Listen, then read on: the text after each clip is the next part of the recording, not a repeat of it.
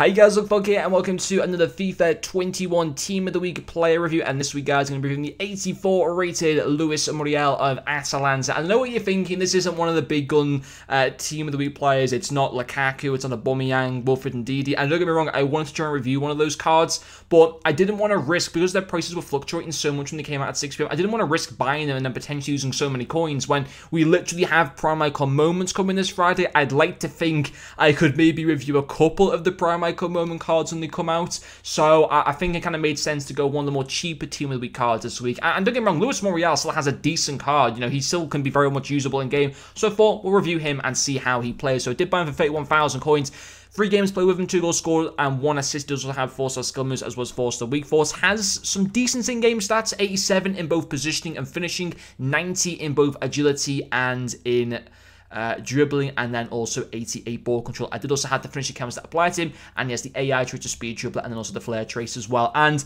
listen, I'll be quite honest, the team that I was using, I absolutely hated. I hated every minute of playing with this team. Whilst this team has got a few good players in them, it's got a few excellent players, Camavinga, Totw, I can't remember who, Alessandro Nesta, terrible. Honestly, the worst defender in this game.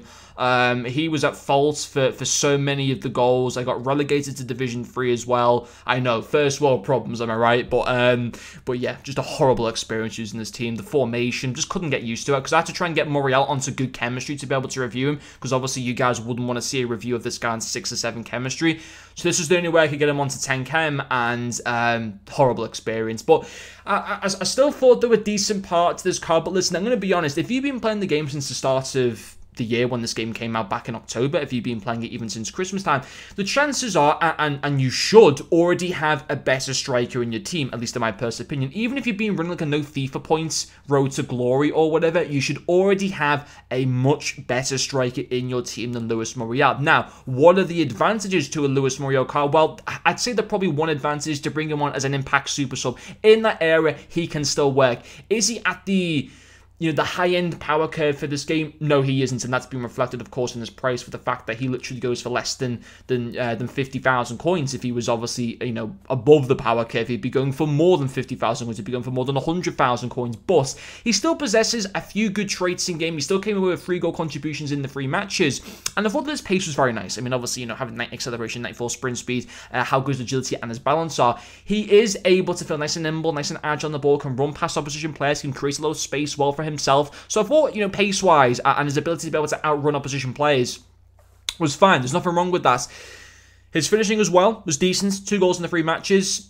Kind of down to myself that he didn't get maybe a 3rd or 4th goal in those games, just down to me not playing great FIFA in general, and obviously I got relegated, but that was also partly down to the team and the formation at the same time. Not all down to me, but at the same time, if I was playing even better FIFA, or if I was able to magically get him with like Mbappe or Ben Yedder in the same team on full chemistry, I have no doubt he would have done better. I think this card with really, really good players around him, like quality players, and maybe you would argue that he already was playing alongside quality players, but in my opinion, they're not quality players enough for this stage of the game. In the likes of that Totw card and likes of Buchagueño or Kaka, they're a little bit under the power curve. Obviously, Camavinga's fantastic, but I think obviously you're really, really good overpowered players in this game. I think Muriel can work in that. But obviously he's shooting this in 2, but he's got 87 finishing and 87 positioning. Now, actually, with the finishing camera style that I had applied to him, his finishing actually goes to 99. Didn't quite feel like that in game, if I'm totally honest. His shot power goes up into the 90s as well. He does lack in long shots, only 80 long shots. And another thing that he lacks in, that maybe wasn't down to my fault for him not scoring more goals,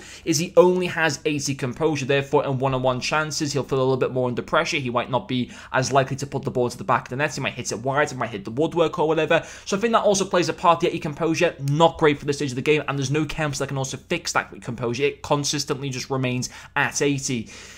So it's a card that I just feel to myself that, yes, as FUT champions, maybe in like extra time or whatever, he could come on and do a job as an impact sub, but I would not be using him in my starting 11. I think he'd be good for objectives as well, for icon subs or whatever, he'd be fine for that, but on a consistent basis, in starting him in FUT champs games or starting him in high-end division rival games, not good enough in my personal opinion. I'll be quite honest with you guys on that, and I think a lot of people will probably agree with me on that as well. But anyway, guys, that will finish off this player review. Hopefully, EA may give us some more content for the final day of Future Stars, and obviously on Friday, it should be all focused on the Prime Icon moments, which will be very exciting. But anyway, guys, thank you very much for watching this video, and I'll see you guys later.